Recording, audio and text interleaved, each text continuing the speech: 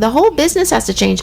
And I was talking with John Fugel saying he's always is up on everything, and he's like, the mainstream media isn't even reporting how much sexual harassment is bubbling up in all businesses. Like, people are getting called out in all little corporations. It's not just media, but mainstream media isn't really reporting on that. What kills me the most about Hollywood situation, that they're blowing it up like Harvey invented it.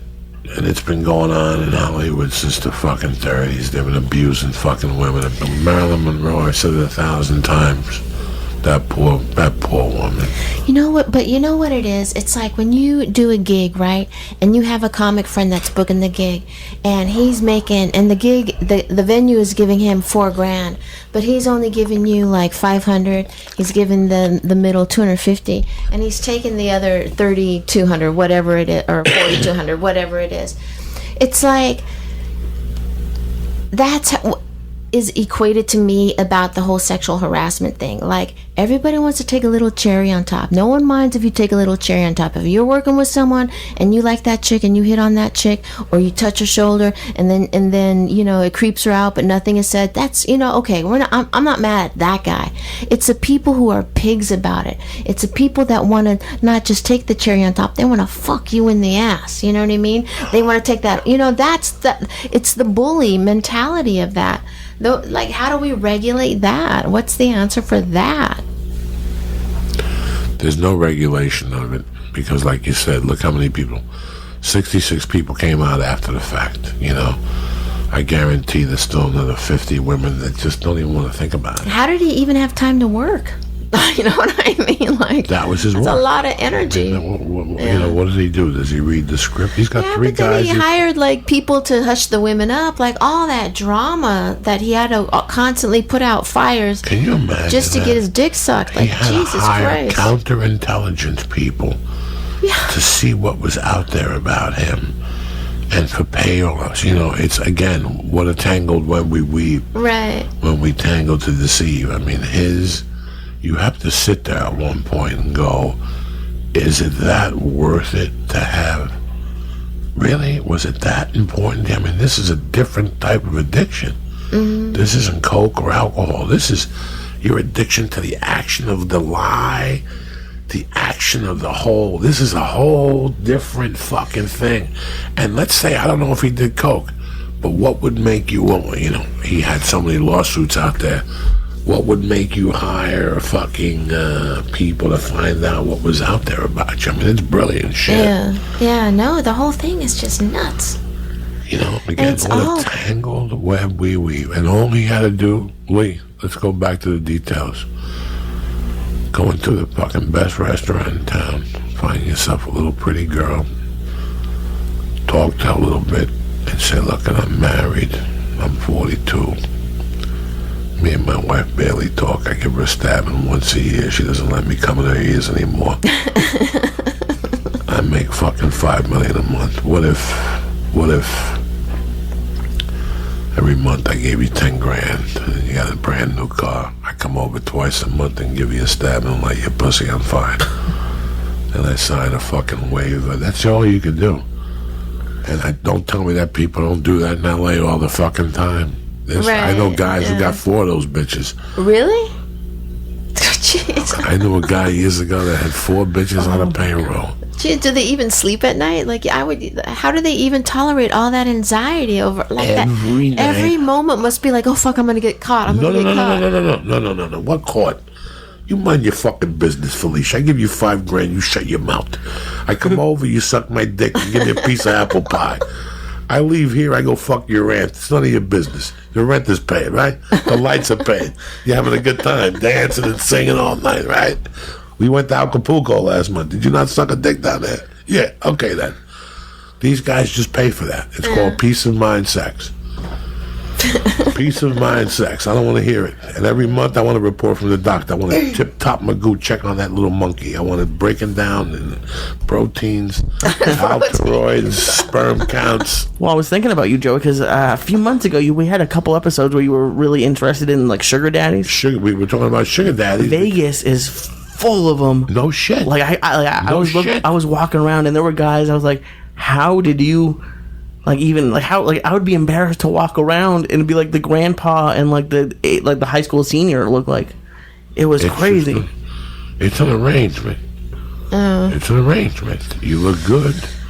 You're tremendous. I got a wife and 3 kids. I don't got time for this. When we go to Vegas once a month, I'm gonna put chocolate fudge on your asshole and lick it. You're gonna get a check from me from the corporate office once a month. Right. You know how it is. You know the fucking deal.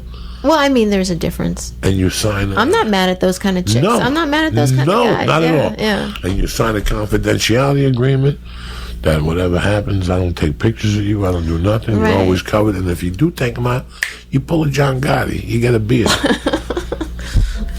Right? Wow. I hope you never make $11 million. You know John Gotti was fucking Mark Gastineau's wife for a long time. Oh, really? What was her Mark name? Gastineau's wife was... the actress? She ended up marrying Stallone, didn't she? Right. But I think there was somebody else Gotti was dating, and he couldn't be seen with her in public. So he just would set her up at one of his friends. Mm-hmm. So they would go to Knick games, and you would be there, but you'd sit next to Lee. Meanwhile, I'm taking you home, but they're called beards. Right. Beards. You know what? You know I'm a fucking Ali Molly. I don't know much about nothing. I just survive. You know what I'm saying? It seems like you do have a plan, though. No. I don't have a plan because I dated a girl who had a sugar daddy, and when she told me about it, it crushed me. Yeah. Because I didn't know that existed. That's how naive I was. I'm hip on, I'm watching a show. I was telling Terry before you came that I don't give a fuck about Martians. I don't give a fuck about politics. I don't give a fuck about nothing. I give a fuck about human behavior and intelligence and what people judge as intelligence and what people don't judge as intelligence. And I've always loved writers like Hemingway and all that type of shit. But I'm watching that show, Jota Jota.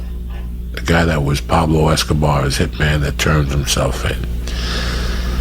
In the first 40 episodes, it was so unbelievable that I had to really investigate the guy and watch another documentary. And they said at the end, Pablo Escobar was a genius when it came to part of that stuff. But his main source was this young kid, this Jota Jota. And they're just people who God puts on this planet with that type of mind. Your ex is very good at what he does, at his business. His business, God put him on this planet to be a great manager. You know what I'm saying? Mm-hmm. My wife is good with accounts. You're a great writer. This fucking guy, I'm watching episode 20, and I forgot all about it. And these are all true stories of what he was doing. There was a new warden in the prison that would do daily, get out of your cell, go through your cell, rip your mattress. And when your wives came in now, he had the police stick things up your wife's pussy to make sure they weren't bringing drugs or money in. Jesus. Jeez. So nobody could smuggle drugs in anymore. So Lee Syatt wanted to kill Jota Jota, Popeye, right? So Popeye went into his cell and he goes, fuck you. I'm gonna take care of your itch. You can't get none of your cocaine in here. I'm gonna bring it in. The guy's like, you'll never do it. How do you think Jota Jota brought the coke in? He hid it in the warden's car. Yeah. So the warden would park in front of his house. He would have one of his friends go at 4 a.m. and put a kilo underneath the car in the panel. And then they would drive the car in and he would pay a fucking cop to go take the kilo out. There's people that have different minds for different things. Like they just really versatile. Comes natural. Harvey's mind, these people's mind, Cosby's mind. Can you imagine what Cosby was living with? I always talk about Jeffrey Dahmer. Think about going home tonight, Felicia, eating a steak, right? Kissing your kids goodbye, and then knowing that Lee Syatt's under your bed dead. Right. He's been under there for a week. Think of what mind is. Well, what is that? Where they just don't have any. Not remorse. They can't feel remorse. They call them psychopaths. Right. I don't think it's way beyond the psychopath. Listen, one time, you know what I'm saying? Like, you know what my friend told me about? When we were kids, what got girls horny, Felicia? What? Spanish fly? Spanish fly. Yeah. Okay, so my friend told me about the Spanish fly. This is this cute little girl on my block named Felicia. I'm going to invite her over for lemonade and give her some Spanish fly. And when you actually pass out, Felicia, and I go in your shirts and I squeeze your titties. And after about it, I feel a little remorseful, and I don't do it. And that's it. I never do it again.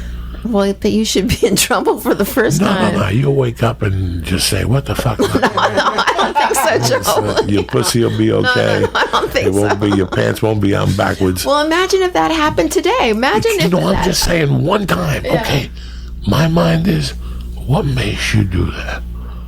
Yeah. How much power did Cosby have that he would actually bring him to his fucking trailer? Yeah. With NBC around him and assistants and fucking producers and, how many chicks said that he fucking raped them right in the trailer? That they came to the set of the show.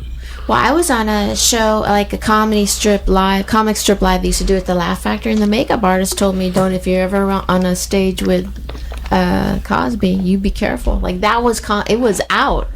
This is like years and years what and years ago. What year was this? This had to have been like 91, 92, maybe. Around there, 3, I don't know, something like that. Yeah, so it was common knowledge. But what do you do if you hear something and you can't prove it, and then, because then what do you do if you do say something, It's funny, Felicia, in your world. I'm not saying it's that's the right thing to do. In your world, define what's going on right now. I mean, what really offends you as a woman right now? Like, what would a guy have to do? Like, would it be your ass? I'm not even trying to be funny with you. I'm trying to just see what's really going on. I wanted to have you on today, not just to look at your beautiful face, but just see the temperature. Because sometimes I get confused. I don't know what a lot of words mean. I'm not here molesting people. I'm not here doping people or groping anybody. Right. But it's getting so sensitive that I'm really thinking of not even putting my arm around a woman during a picture anymore. This is what gets on my nerves. Like, when the whole Louis thing came out, there was guy comics that were like putting up all the articles and were like, fuck Louis, fuck this, fuck that. Yeah, and fuck Louis. I get it. But then, like, one of the guys the next day had a picture of him and his 3 friends, and they were like, we're going to go see we got into the screening of the Woody Allen movie, yeehaw! And it's like, that's what is sickening about it. It's like, everyone's knee-jerk reaction is like, yeah, fuck that guy, blah, blah, blah, blah, blah. But then people are still participating in the behavior, if not doing the actual behavior, in not understanding that, you know what I mean, how ironic that is. Like, you're saying, oh, Louis bad, but then you're excited to go to a Woody Allen movie who's been accused of molesting his own daughter, so I just wish people would take a stance and kind of stick at it. Or like when this whole thing first came out and you and I had huge conversations about it, and to be able to talk to you so that you see a different side of it because of what I'm saying. And I think that's what the great thing is now, is all these women are coming out. I mean, I'm no spring chicken, and I had a guy touch my fucking puss 2 years ago in a club. Another comic that didn't have any money, and that's a drag. You know what I mean? But, and the fact that happened to me, like someone who's not 21 and, and isn't worldly, that a person has that much privilege that they can do that, it's not okay. And to know that, like with my ex-husband, it's such a complicated thing to talk about, but that when that's touched my ex-husband's life in business, that he's experiencing, going through that as someone's protector, manager, whatever, and to know at the same time his ex-wife is also being assaulted. That's how much sex abuse and sexual harassment and bullshit is going on right now. It's like, every girl has 5 different stories. We're all connected by it, and we have to figure out what the right thing to do about it is. And it's good that we're having this conversation finally, because and it's good that media and comedians kind of kicked it off in a way. And it's terrible, but at least we're trying to take care of it. You know, they fire Matt Lauer, Louis lost shows. At least there is a repercussion. Yet the fact that Trump is in the White House and has been accused by even more women is ridiculous. It's ridiculous. Like, everyone's got to be on the same page or shut the fuck up, you know, and it's not fair at all. And it's